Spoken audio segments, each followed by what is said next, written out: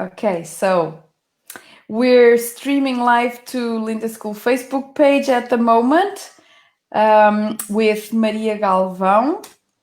Thank you, Maria, for accepting the invitation to be on this Linda School Throwback series, where we have been interviewing ex-Linda School students to find out what life is for you at the moment, and also how being good at English has made a difference and opened doors for you. So, Maria, welcome. Hi. Hi, thank you for inviting me. It's my pleasure to be here today. Great. I'm just going to quickly introduce you. So I've got Maria's short bio here. So she's just ended the course in England. She's studying in England, in the south of England, and has just ended her first year of the international relations. Is that it? International relations course. And I'm just sharing this on other pages on Facebook. And let me check here. Maria, as far as I can remember you, while you were in Tumar, you were always very busy, involved in many projects, and namely music. And at the moment, Maria says in her short bio that she is involved in volunteering projects where she is at the moment, and actually shared with me right before we started that because she was always so active when she was here home, now she doesn't see a point of not being active when she can be of contribution, when she can bring more to wherever she is. And so, Maria, could you please tell us a little bit about what's going on with your life at the moment? So Maria has got a little bit of a problem with her connection, but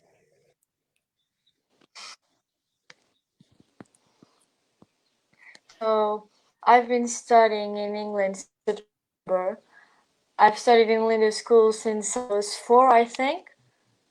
I've done all my courses there, so I went from the beginning to finish there.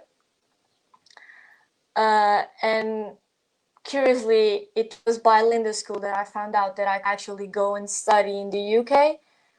So they took me to London on a trip, and I decided that I liked it so much I wanted to stay there.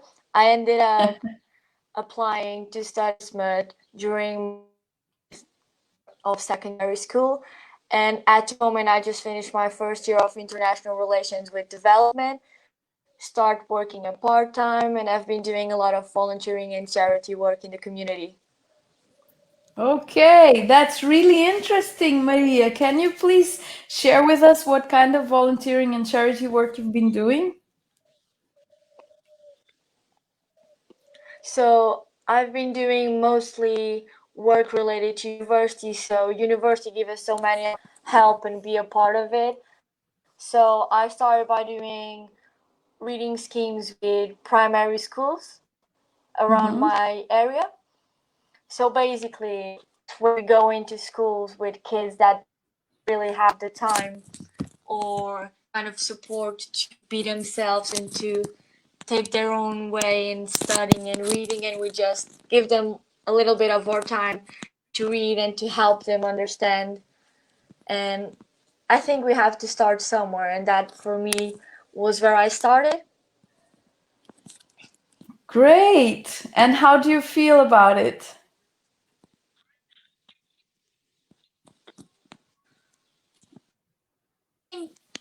It's something that I normally do.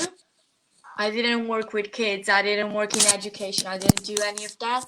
But I think if the opportunity is there, then you just have to take it and kind of look at it as a way of something. Maria, I know you're quite young, so what age were you when you went to England? Like all of a sudden alone? You didn't have anyone waiting for you there, did you? No, I think it's just a little bit of, well, not a little bit, but it's a big change.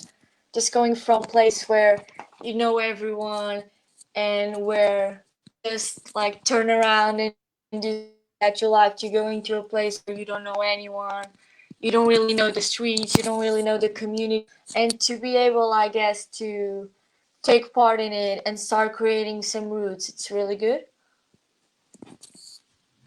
Do you feel at the moment, after almost a year there, do you feel that you already have friends, that you already feel somehow that you belong?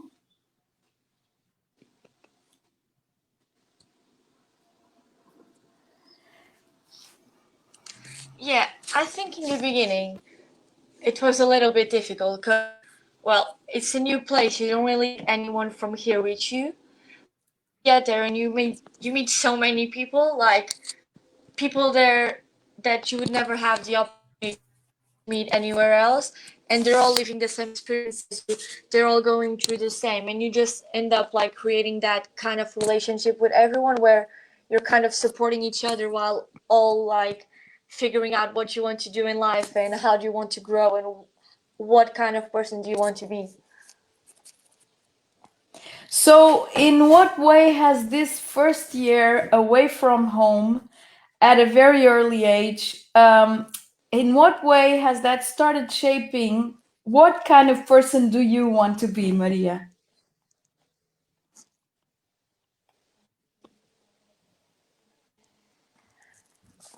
I think it has helped me in some ways because I definitely became more independent, and I was already independent, but I feel like going into the UK just made me become, well, a different person as I started having a little bit of a different mentality and thinking about some kind of stuff different ways, looking at stuff in a lot of different perspectives.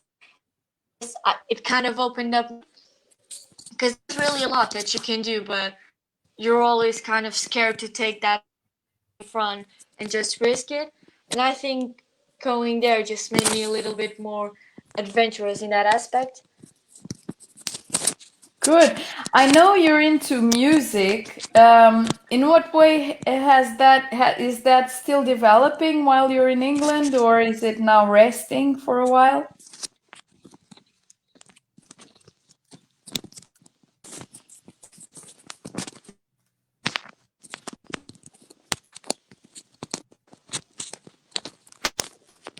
Sorry, I didn't really hear the question. So I asked that I know that you're into music, and I asked if that has developed while you're in England in any way, or is it resting? Yeah, I think so. Yeah, I think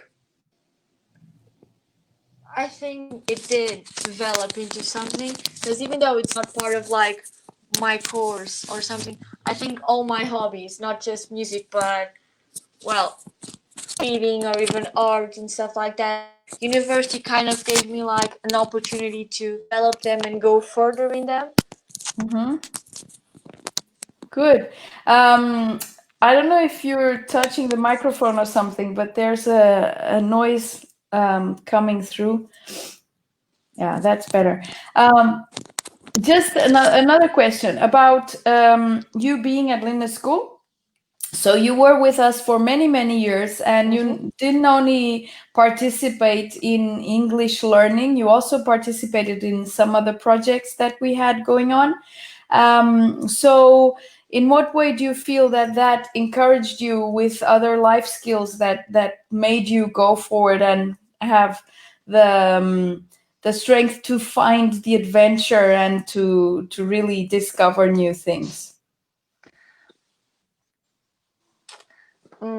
So I did participate in a lot of projects with Linda School. So I remember I the book translation and I ended up with some other students the concert to get some funds to send over to Zimbabwe. And I reckon that most of those things that I did with you guys did not only end up like helping me develop my English and become a little more fluent in it, but it also gave me a kind of sensibility. So you guys always trust us to do what we thought was better and put everything you needed to put on us. So if we needed to do something, you made sure that we were comfortable enough to do it and that we were confident in ourselves to do so. And I think it helped a lot. It made us a little bit more responsible than we were before. And it also gave us problem solving, kind of conflict resolution skills, because problems are always happening and most of the times not planned, right? So we have so many stuff happening at the same time that it's kind of a skill that you end up getting from everything that you participate in. I saw from your bio that you're doing also some volunteering in that area of problem solving. Yeah, part of university's problem solving thing and conflict resolution. So basically what we do is that when someone or feels like they're in a conflict with someone, as part of the team we are helping basically do conflict resolution, help them understand and how to get to a consent Wow, that and to seems agree, I really guess. interesting. Have you have you managed to bring resolution to any case that you feel is relevant enough to share here today? Um, I don't think so. Most times it's just like basic stuff. We don't really have to deal with, well, really stuff. But I think it still helps you develop your character. Mm-hmm. Great. One of the questions I usually ask everyone is, if you were to give a piece of advice to children and youngsters alike, in stepping up to the realization of their dreams, what advice would you give?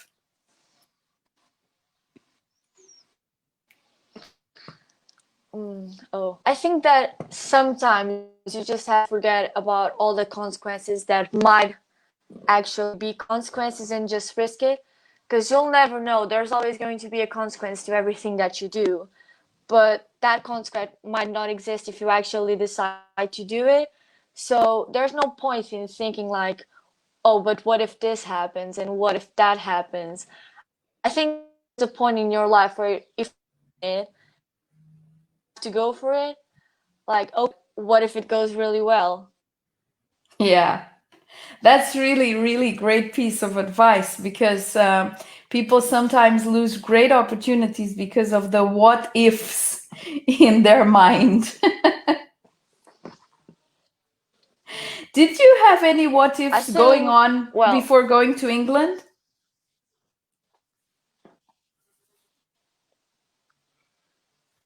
yeah, I think I did have some what ifs. So I had that problem where what if I don't like it? What if I'm not able to actually fit in? What if I'm not able to just like be there by myself? And what if it's too much? But I thought that at the same time, I'd been dreaming about it for what, like forever. It's something I really wanted to do. I just wanted to get out of my city and go out and explore and meet new people and be in a place where I actually felt like I could learn more and I could do the most of whatever I wanted to do. And I think that at the time I saw so many what ifs and I was so worried about it. And the closer I got to living, the more what ifs I had. But then I think the moment I stepped a foot out of that plane, I was just like, okay, you know what? I'm going to do it. Great. That is also such an inspiration, because actually, it doesn't really matter what age people are. They can be children, youngsters, adults alike. Everyone goes through situations like that, and many times people just don't go ahead and do whatever they thought they should have done, and then they will keep on thinking about it forever, because they'll never know what the experience would have been like if they had gone through it. So really, whatever it is, if it's fantastic and you really love it, great. If it's not, great as well, because you're going to learn something from it anyway, right? Yeah. I think people I think people now are scared to do something been done before by someone that they know. And I think I feel really proud in a kind of way that I managed to show people that it's not that difficult to just go and study in the UK if it's really what you do. Because I felt like most of my friends and most of my colleagues all thought that it was something so hard to do because it's a new country, you don't know everyone there, you don't know how it's going to be. But I reckon that by the time I got there and by the time I started doing it, some people start looking at it like, oh, if she did it, I might be able to do so. And I know of a few people that they wanted to go, they never thought, oh, I can really go. And by the end of this year, they called me and they told me, oh, you know what? Next year I'll be studying in the UK. And I think it's just, you just gotta do it and prove people that it can happen. Because people are really scared. And it's true, it's okay to be scared, but sometimes you have to just forget that fear and just go on with your life. Great. What a wonderful piece of sharing, Maria. That is surely gonna inspire many who are gonna listen. And just in like in each interview in this series, each one of you has some a way of sharing. Sometimes you share things that are similar, but the particular way you share it in is completely different, and that's what makes it so rich and what makes me so happy to be able to be having these interesting conversations with you. So just one last question, Maria. So for I know you're on holiday at the moment in Portugal, right? And so for this coming Yes, I year, am. okay, for this coming year, do you have any plans, anything that you want to sort of start, that you want to try out or something? Mm. So, well, I don't really know. The situation right now, it's not, I don't think it's the best one to be making plans too much ahead. Because, well, with the pandemic going on and everything, you never know what's going to happen. But yes, I pretend to go September, October since I got there. And I've been able to maintain my position. And I think that when I go back, my boss and the company I work for already have some big plans to start new stuff that I'll be involved in. But that I think my only plan right now is to just start doing work as I can in the volunteering area. Okay, actually, that was gonna be the last question, but now you brought up something that is also important to refer. So when the pandemic started, you were in England, right? And you stayed there. How was that period for you? Yeah, I did. Well, at the beginning it was, not gonna lie, scary because you don't know what's going on. No one knows, not even the people that are supposed to know and that are supposed to handle it. They don't know how to do it because they've never been through it. And I think at one point I cried and I thought to myself, oh, this is going to be really bad and I'm here all alone by myself.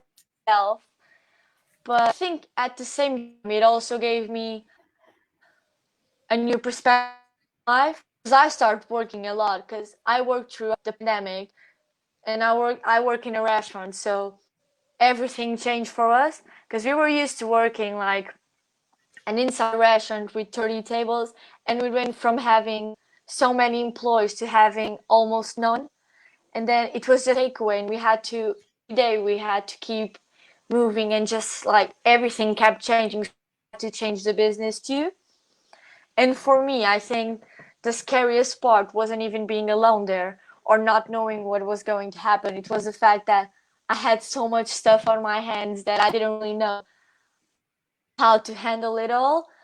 But I also think that it brought some people together. So I worked throughout it, as I said before, and I reckon that it was that pandemic that made everyone so close to each other. It taught us so much, and the fact that we had to be alert that every day we were making changes, and every day we were changing the way we acted in everything. I think it it taught me a lot, definitely, and even not just for me, but for everyone living in the UK. I think at some point it was really scary, but they knew how to handle it. It didn't look like it, but I reckon that they learned their lesson and they're doing it now. They're handling it, and well, everyone does the best that they can. Maybe they didn't start doing what they should have in the beginning, but they knew how to correct it. So, what can I say? Great. That was really great what you shared, Maria. The way you managed to to set your boat straight on the river and get past the initial shock and flow with whatever situation was presenting itself, and just just stay and trust. That was really a big challenge, I can imagine. Thank you for sharing, Maria. Yeah, we can say so. Okay, is there anything you'd like to say to finish off?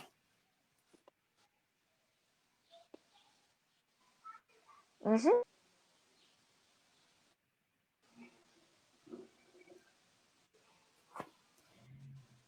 So I was Sorry, asking I couldn't was hear that. asking you if there's anything you'd like to say to finish off.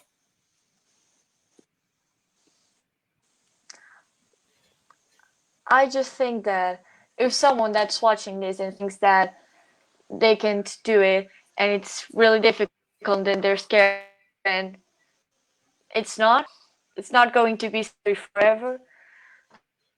Depending on, and even with everything that the world has going on and is going to present you with, I still think that people should take advantage of every open door that's in front of them, because it's not every day that they're open, and well, you never know what you obtain from them.